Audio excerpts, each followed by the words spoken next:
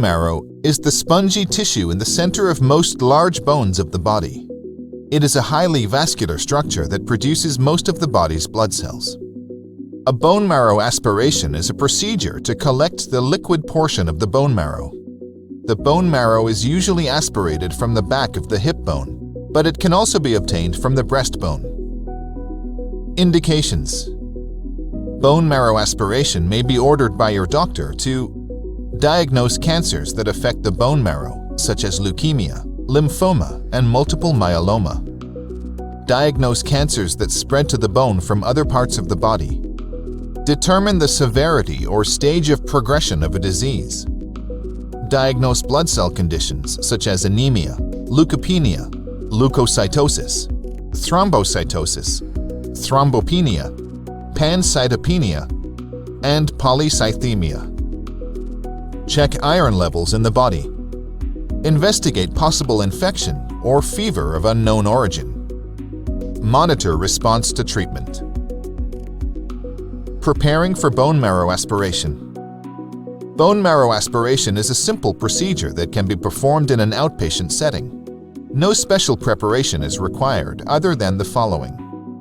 Inform your doctor about your medical history, allergies, and medications, as some medications may increase the risk for bleeding after the procedure. If sedation is provided, you may have to stop eating or drinking a few hours before the procedure. Arrange for someone to drive you home after the procedure. Bone marrow aspiration procedure. The bone marrow aspiration procedure involves the following steps. The procedure is usually done while lying on your side. A sedative may be given prior to the procedure to help you relax.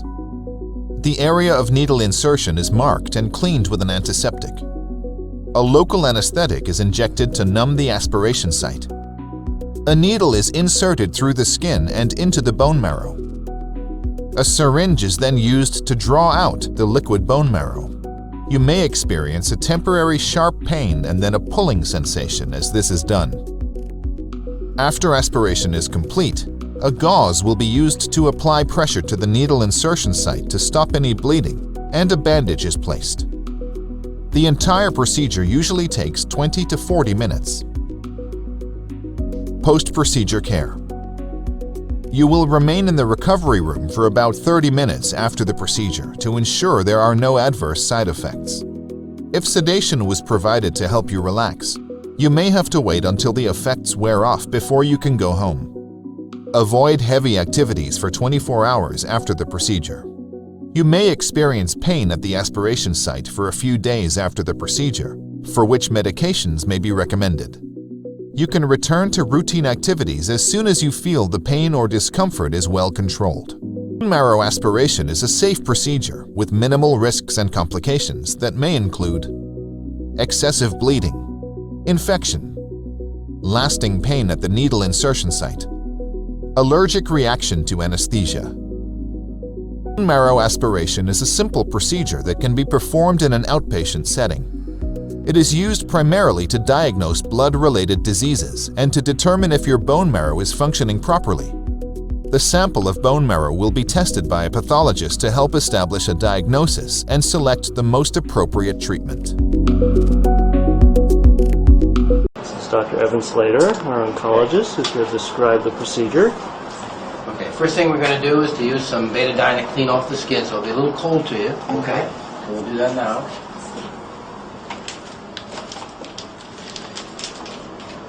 And the key thing with doing this is to make sure that the periosteum is well anesthetized, because there are no pain fibers in the bone. So you need to get the periosteum good and numb, and we'll do that, okay? So there'll be no pain once we get started. We try to go on the upslope of the ridge of the iliac crest, and the best way to find that is to use the 3 fingers up from the crack where the buttocks divides, and 3 fingers over, and that basically gets you to the iliac crest. Okay, you can feel it. Yeah. He's nice and thin, so that makes it easy.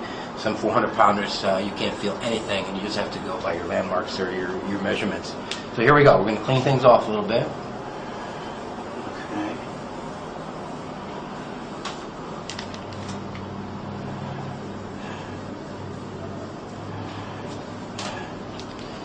we got artwork to look at while we're working here. That's a special treat we don't usually get. So. And we're going to go ahead and put some towels here on either end of this. I like this technique. Oh, goodness here. Okay.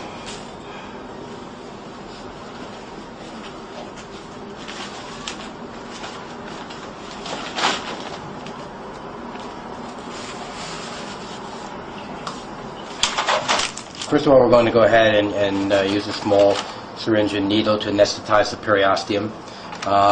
The two types of needles we use is a shorter needle that is used for the aspirin, and it's just a straight-on needle with a open center that will aspirate the liquid part of the marrow. And then the second part is done with a Jamshini needle. This is a beveled needle on the end, and this is our biopsy. We impact this into the cortex and then go ahead and get a cone-like or a cylinder-like specimen that, because of the needle being beveled, will break off and expand within the cylinder and allow us to withdraw a core that we can look at under the microscope.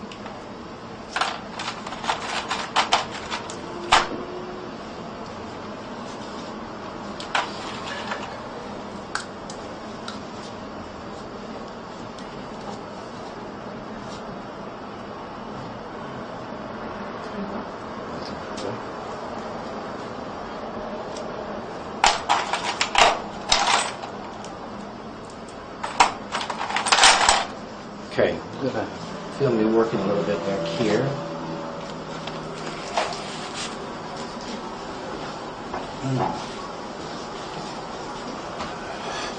First thing we're going to do is to put a little bit of the lidocaine in, so there'll be some stinging initially. A little bit under the skin.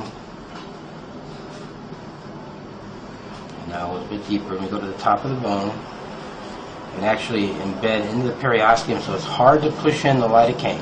You want it infiltrating under the periosteum, up and downstream. A little bit of a bigger needle.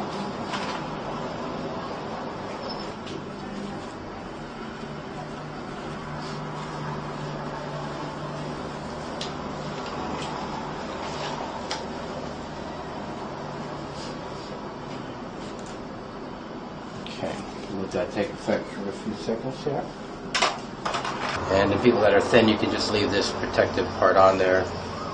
Okay, you'll feel a little bit of pressure, but there shouldn't be any sharp pain.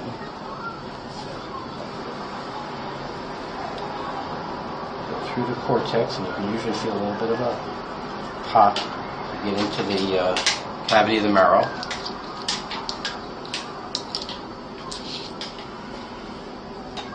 Like Martha Stewart. Okay, and now this is the only part that's going to maybe hurt a little bit. There'll be like an ache in your hip for about 5 seconds as I pull up the liquid part of the marrow. That's the pressure being transmitted down the periosteum, but then it's done, okay? So take a deep breath. Here we go. 1, 2, 3. Okay. And maybe only 30% of people have some discomfort. Sounds like he's doing pretty good. This is the liquid part of the marrow. Sending for culture in this situation, and flow cytometry, which can find evidence of lymphoma or myeloma. Me? Yeah. Nice. Right. The little knot. This is about the only test These you are have. spicules. Yeah. Right. It's very good. There's that one more. Mr. Rowe has had no parenteral or oral sedatives or hypnotics or pain medication. So again, the point is that anesthetizing the periosteum is the key to a successful bone marrow. So we'll go ahead and do the biopsy now. And basically, I don't use a knife. I use the same hole, just move it a little bit so I'm in a different part of the bone. And then embed the Jamshini into the cortex.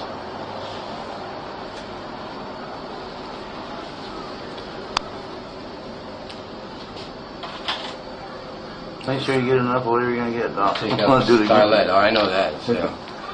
And then you work the needle downward in circular motions as you're taking the core of the bone marrow. And Now you need to break off the bone marrow to get that cord to withdraw into the cylinder of the needle. So you kind of rock it back and forth a little bit, and then do 360-degree turns in both directions, and then slowly come back with the needle.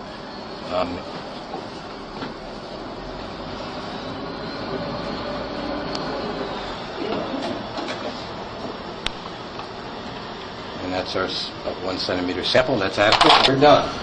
It's Miller time. That's it.